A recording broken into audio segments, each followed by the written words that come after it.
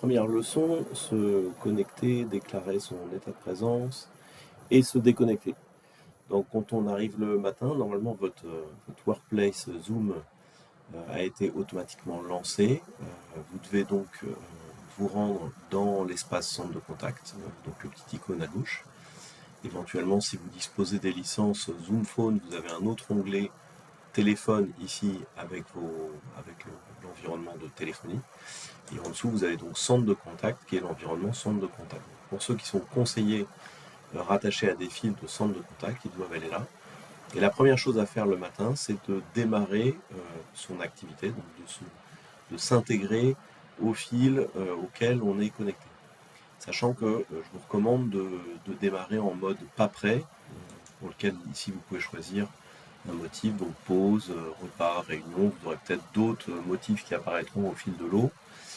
Mais peu importe, j'ai envie de dire, pour l'instant, vous vous connectez en pause de manière à ne pas prendre tout de suite un appel si jamais le service est ouvert.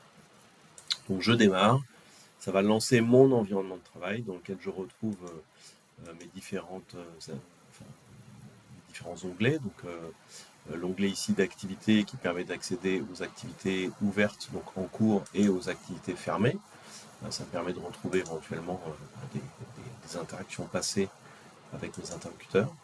Et puis la partie de droite qui va me permettre de visualiser le contenu des interactions lorsqu'on va me les distribuer. Donc à ce stade, le plus important, c'est de bien comprendre les trois icônes qui sont en bas à gauche. Bon, il y a celui de paramètres, vous allez voir, il y a quelques paramètres, c'est pas très utile. Il y a le petit plus qui vous permet de déclencher un appel sortant, pour lequel je vais cliquer dessus. Vous voyez que vous avez l'option nouvel appel vocal. Vous auriez aussi potentiellement d'autres options en fonction de vos droits. Et surtout, celui qui est tout en bas, c'est celui-là le plus important. Si je clique dessus, vous visualisez toutes les files d'attente auxquelles vous êtes connecté. Alors ça, uniquement pour ceux qui ont le paramètre qui leur permet de voir ces fils. Certains d'entre vous ne l'ont pas, tout simplement parce qu'ils sont toujours connectés sur là ou les mêmes fils. Donc il n'y a pas de raison de pouvoir se retirer et se connecter à une file. Là, moi, vous voyez, j'ai énormément de fils de proposés parce que je suis en mode test, et donc je vais pouvoir me connecter et me déconnecter de n'importe quel fil. Vous pouvez ici, avec ces raccourcis, ouvrir et fermer toutes les fils. J'ouvre ou je ferme l'intégralité des fils. Vous pouvez aussi, avec ces boutons, désactiver toutes les fils voix ou réactiver toutes les fils voix. Désactiver toutes les fils de messaging. Désactiver toutes les fils de mail, etc. etc. Donc là, je vais tout désactiver, puis je vais me remettre juste sur une seule file.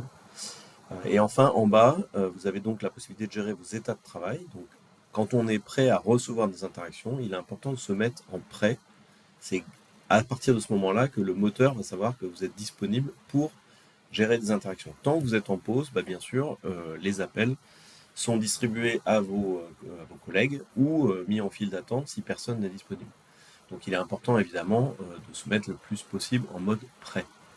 Et en dessous, vous avez un autre état qui est donc l'état pas prêt dont je vous ai déjà parlé, qui permet, lorsque j'ai besoin d'aller faire une pause, d'aller manger le midi, de quitter mon bureau pour aller chercher un dossier, pour faire une réunion, une formation, voilà, aller chercher quoi qu'il soit qui m'éloigne de mon poste de travail, je dois me mettre en pause pour éviter que des interactions arrivent pendant que je ne suis pas là.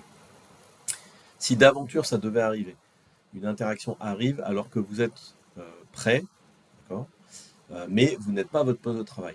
Donc le moteur va penser que vous êtes prêt, il va essayer de vous passer un appel par exemple, et au bout de 20 secondes de sonnerie, si vous n'avez pas décroché, il va considérer qu'en fait, manifestement, vous n'êtes pas prêt, donc il va forcer le statut pas prêt, et il va redistribuer l'appel à quelqu'un d'autre. Donc la bonne nouvelle, c'est que l'appel n'est pas perdu, il repart en file d'attente ou il repart vers un autre de vos collègues.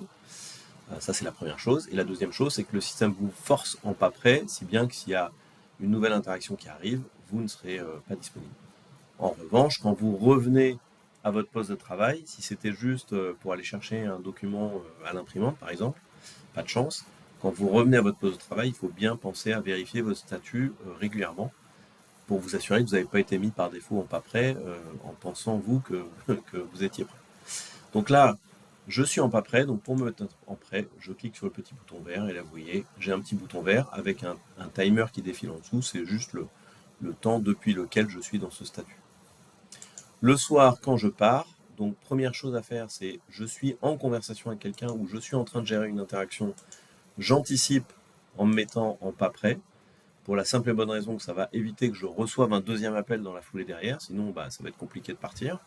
Donc je me mets en pause, même si je suis en conversation, si bien qu'à la fin de ma conversation, je vais passer en statut pause, je vais pouvoir clôturer mon interaction, et au moment de partir, je vais mettre fin à la session de travail ici. Donc je clique ici, mettre fin à la session de travail. Je me retrouve dans cet écran, qui est l'écran de départ, que je retrouverai le lendemain matin en arrivant au bureau.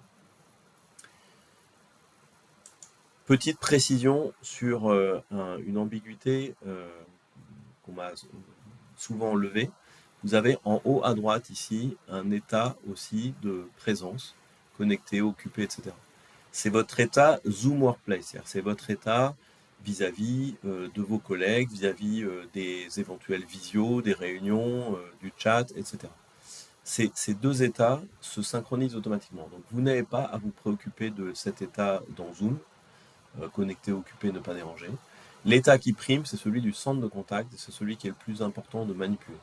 Donc si vous êtes conseillé raccordé à une activité de centre de contact, ne vous préoccupez pas de l'état en haut à droite, préoccupez-vous uniquement de l'état en bas à gauche, qui est l'état de centre de contact.